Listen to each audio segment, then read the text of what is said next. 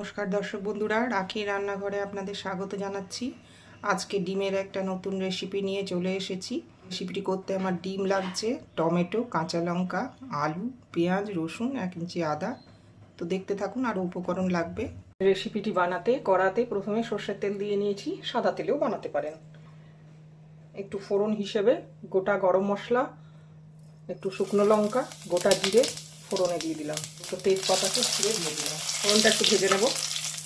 এলাচটা ফাটিয়ে দিয়েছি, ফোড়ন থেকে সুগন্ধ বেরিয়ে গেছে। এবারে আমি কেটে রাখা আলুটা একটু ফোড়নের সাথে লালচে করে ভেজে নেব। আলুতে একটু রং ধরে গেছে, এবারে আমি কেটে রাখা পেঁয়াজটা দিয়ে দেবো। পেঁয়াজটাকেও একটু লালচে করে ভেজে নেব। একটু ভাজা ভাজা হয়ে গেছে, এবারে কুচি করে রাখা টমেটোটা এর মধ্যে দিয়ে দেবো। মশলার সাথে ভালো করে কষিয়ে নেব। এবারে এক এক করে মশলাগুলো দিতে থাকবো। 2 থেকে 3 চামচ কাঁচা লঙ্কা, আদা, রসুন, জিরে বাটা, 1 চামচ ধনের গুঁড়ো, স্বাদ মতো লবণ, স্বাদ মতো হলুদ গুঁড়ো, এবার কাশ্মীরি লঙ্কা গুঁড়ো। মশলাটা কষিয়ে নেব। মশলাটা খুব ভালো করে কষানো হয়ে গেছে, তাই আমি পরিমাণ মতন চিনি দেবো। একটু নাড়াচাড়া করে নেব। পরে মাঝখানে একটুখানি এরকম গর্ত মতো করে দেবো, সব মশলা সাইড করে দেবো। এই গর্তে আমি 1 চামচ ঘি দেবো, আর একটা করে ডিম ফাটিয়ে দিয়ে দেবো।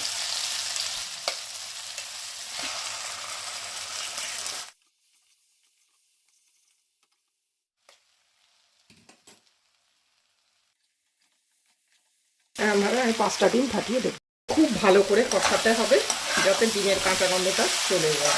খুব ভালো করে কষিয়ে সামান্য একটু জল দিয়ে 5 মিনিটের জন্য ঢাকা চাপা দিয়ে হতে দেবো। আমার এই রেসিপিটি যদি ভালো লেগে থাকে, চ্যানেলটিকে সাবস্ক্রাইব করার অনুরোধ রইল। বেল আইকনটি টিপে দেবেন, যাতে করে আমি নতুন কোনো রান্নার ভিডিও দিলে নোটিফিকেশান সবার আগে আপনার কাছেই পৌঁছে যায়। লাইক, শেয়ার, কমেন্ট করবেন বন্ধুরা। ভিডিওটি দেখার জন্য ধন্যবাদ। ফিরে আসবো আবার অন্য কোনো দিন অন্য কোনো রেসিপি নিয়ে। ভালো থাকবেন, সুস্থ থাকবেন। এটা গরম ভাতের সাথে অসাধারণ লাগে খেতে, রুটির সাথেও ভালো লাগে। বানিয়ে খেয়ে দেখবেন আর আমাকে কমেন্টে জানাবেন কেমন লাগলো। এটা আমার হয়ে গেছে, এটা আমি শুকনো শুকনোই নামাবো। সামান্য একটু ঘি, গরম মশলা ছড়িয়ে পরিবেশন করব। ডিমের এই রেসিপিটির নাম ডিম ভঙ্গুরি। ডিম ভঙ্গুরি বানিয়ে খেয়ে দেখবেন।